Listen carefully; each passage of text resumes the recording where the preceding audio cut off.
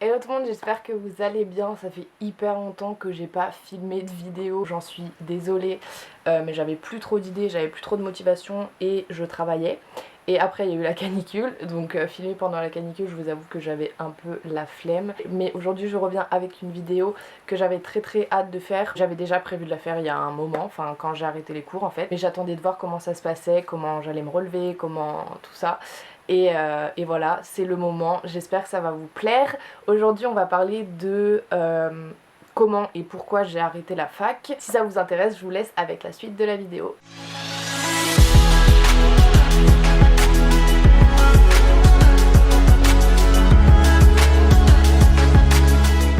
J'avais fait une vidéo sur mon anxiété. Si vous l'avez pas vu, je vous la mets dans le petit i. Je sais jamais s'il est là ou là, je sais plus. Bref, je vous la mets dans le petit i si vous l'avez pas vu. La vidéo, je l'ai faite vraiment sur le moment. J'avais pas du tout prévu de filmer, mais j'étais, je pense, dans une détresse émotionnelle absolument horrible, vraiment je me sentais trop mal à ce moment là et j'avais besoin de le partager parce que j'avais besoin d'en parler et je savais que beaucoup de gens vivaient ça aussi et je trouvais qu'on n'en parlait pas assez. Suite à cette vidéo, j'ai finalement arrêté les cours. Je pense que la plupart des gens ne le savent pas, mais j'étais en fac de cinéma à Paris et j'ai pas arrêté parce que ça me plaisait plus ou quoi, c'est vraiment à cause de mes problèmes d'anxiété que j'ai arrêté. Donc quand j'ai filmé cette vidéo, j'allais encore en cours et c'était la période juste avant les partiels et je m'étais dit ok, t'as des problèmes d'anxiété, ok ça va pas, mais tu vas passer tes partiels et après tu seras en vacances et ça ira mieux. Et au final, j'ai même pas tenu jusque là. Clairement, je ne pouvais plus sortir de chez moi, je pouvais plus prendre le train, je pouvais plus rien faire en fait. Du coup, j'ai complètement arrêté les cours pour me reconcentrer sur moi et essayer de régler d'abord mes problèmes d'anxiété parce que si je réglais pas ces problèmes-là, clairement,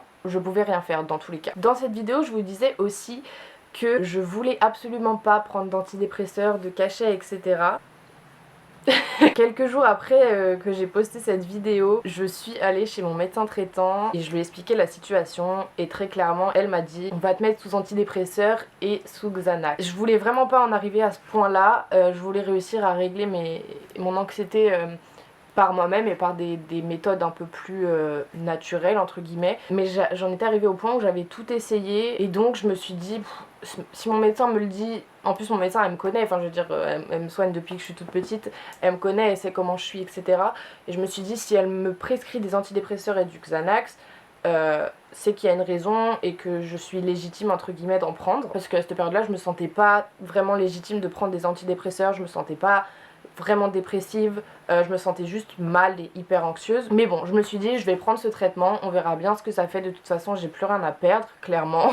Donc j'ai commencé les antidépresseurs et le Xanax. Alors comment vous dire, dans les premiers jours, les antidépresseurs très clairement ça fait absolument rien. Il me semble que ça met 2 semaines à agir, donc c'est un cachet que j'ai à prendre tous les matins. Ça met 2 semaines à agir, donc les premiers temps j'ai absolument rien senti, mais par contre j'avais le Xanax et ça m'a vraiment sauvée. Je prenais mon Xanax et je me sentais tellement mieux en fait, je me sentais tellement détendue, je me sentais tellement bien. Ça m'a vraiment sauvée dans les débuts de mon traitement, mais je savais qu'on pouvait devenir dépendant au Xanax et j'avais tellement pas envie de devenir dépendante de ce médicament. Au début j'en prenais tous les jours, parce que ça allait vraiment pas, et petit à petit j'essayais de réduire les doses, c'est-à-dire que quand ça allait pas, je laissais passer quelques heures et je me disais si dans quelques heures ça va vraiment toujours pas, je prends mon Xanax. Mais si j'arrive à gérer, j'ai pas besoin de le prendre en fait. Au fil des semaines, j'ai complètement réduit le Xanax au point où maintenant j'en prends plus du tout. Et aussi je pense que les antidépresseurs ont fait effet du coup avec le temps qui est passé.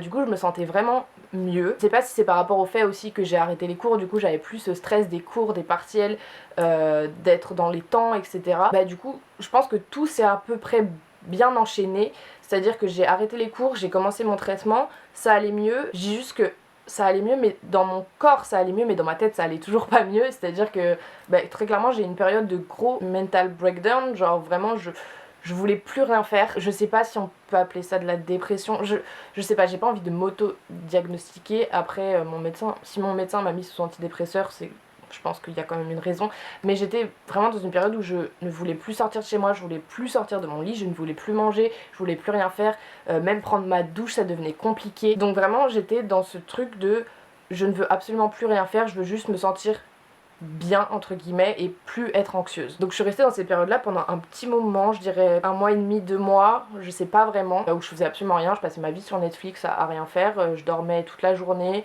je vivais la nuit clairement. C'est arrivé à un point où je me forçais limite à dormir toute la journée parce que j'avais pas envie d'affronter ma journée justement. Là maintenant, même si j'ai pas beaucoup dormi et voilà, je sais que j'arrive à me le réveiller à peu près tôt et à vouloir faire un truc de ma journée, même si c'est un truc de merde. J'en étais arrivée à ce point-là et les médicaments ont commencé à faire effet. Tout s'est très bien enchaîné, franchement sur ce coup-là j'ai eu vraiment beaucoup de chance. Juste ce moment-là où je me sentais pas très bien, enfin je me sentais mieux dans mon corps mais pas dans ma tête, parce que forcément les médicaments faisaient effet mais je faisais rien de mes journées, donc forcément j'étais pas productive et quand on n'est pas productif pendant trop longtemps, enfin en tout cas pour ma part, ça me déprime fortement. Et du coup finalement juste à ce moment là j'ai finalement trouvé un travail, surtout grâce à ma mère, j'ai trouvé un travail dans un supermarché à côté de chez moi, genre vraiment le truc, je sais très bien que ça va pas être le travail de ma vie mais bon ça me faisait sortir. Donc j'ai commencé à travailler, j'ai travaillé 2 mois, je travaillais le matin, donc forcément il fallait que je me couche tôt et que je me lève tôt. Bon au final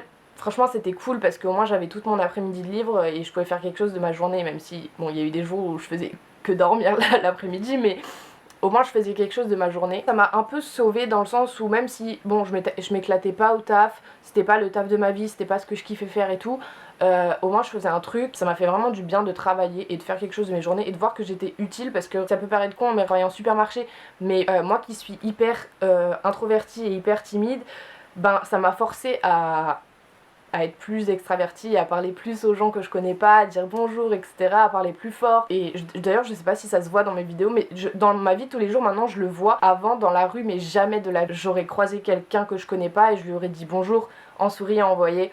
Et maintenant j'ai limite envie de le faire tout le temps, mais bon bref, ça c'est un détail, mais ça m'a vraiment changé la vie de ce côté là. Je suis devenue très sociable entre guillemets, et voilà, du coup ça m'a un peu forcé à sortir de ma grotte en fait, et ça m'a fait vraiment du bien. Donc maintenant on va parler du titre du coup de la vidéo. Enfin je pense que j'intitulerai cette vidéo pourquoi j'ai arrêté la fac, quelque chose comme ça, mais c'était juste pour vous remettre dans le contexte. Du coup j'ai arrêté les cours en mars il me semble, j'avais les partiels en avril, donc c'est à dire que j'avais déjà fait mon premier semestre, c'était le deuxième semestre, il y avait les partiels en avril et après c'était fini. Oui, ma fac se finit très tôt. Et du coup je m'étais dit je vais tenir, enfin il me reste 1 mois. 1 mois c'est pas grand chose Romane, tu vas tenir et puis tu vas faire tes partiels et au pire tu rates et tu redoubleras ton année, c'est pas hyper grave. Et surtout que ma mère était au courant de mes problèmes d'anxiété, elle savait, donc on en avait parlé, elle m'avait dit si tu rates ton année c'est pas grave, tu la referas. Mais je voulais quand même aller au bout des choses et au final j'ai pas réussi. D'un coup comme ça j'ai dit à ma mère je peux plus aller en cours, je préfère arrêter la fac maintenant et me concentrer sur mes problèmes à moi, régler mon anxiété, et comme ça ira beaucoup mieux après. Je recommencerai les cours en septembre, donc je recommencerai ma deuxième année en septembre. Et c'est ce que je compte faire, je compte reprendre ma deuxième année du coup de licence de cinéma en septembre. Bon, il y a quand même des matières que j'ai déjà validées, je vais pas les repasser, qui va s'embêter avec ça, mais du coup je vais reprendre ma deuxième année en septembre, je vais reprendre les cours, je dois reprendre le train, tout ça. Pour l'instant ça m'angoisse pas trop, bon après on est même pas au mois d'août là, ça m'angoisse pas trop.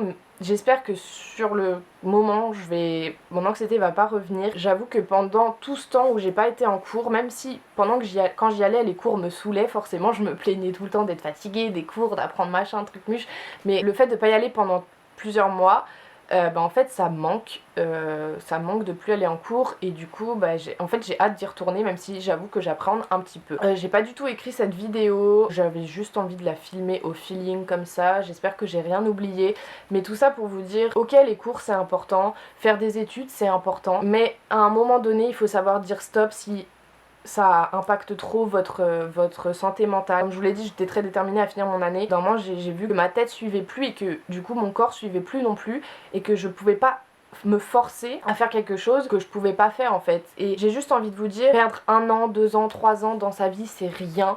Ouais c'est chiant, ça fait chier. Moi aussi ça me fait chier de retaper mon année, ça me fait chier de voir tous mes potes passer en 3e année et moi je vais encore être là en 2e année.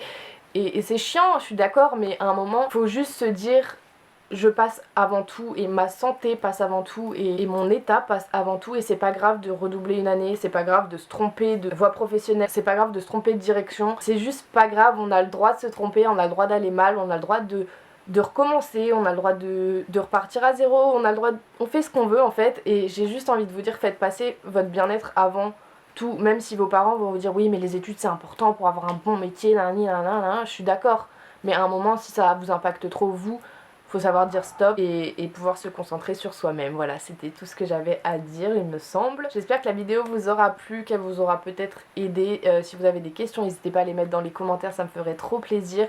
Ou à venir sur mon Instagram ou mon Twitter ou comme vous voulez, tout sera dans la barre d'infos, ça me fait super plaisir à chaque fois que vous venez me parler, vous êtes de plus en plus nombreux, ça me fait très bizarre, mais ça me fait trop plaisir de vous répondre. Voilà, donc si vous avez aimé cette vidéo, n'hésitez pas à lâcher un pouce bleu comme d'habitude, à vous abonner, à activer la cloche de notification pour recevoir une petite notification à chaque fois que je sors une nouvelle vidéo. Je vais essayer d'être plus régulière et d'en sortir plus, j'ai quelques idées en vrac, donc voilà, je vous fais plein de gros bisous et je vous dis à bientôt.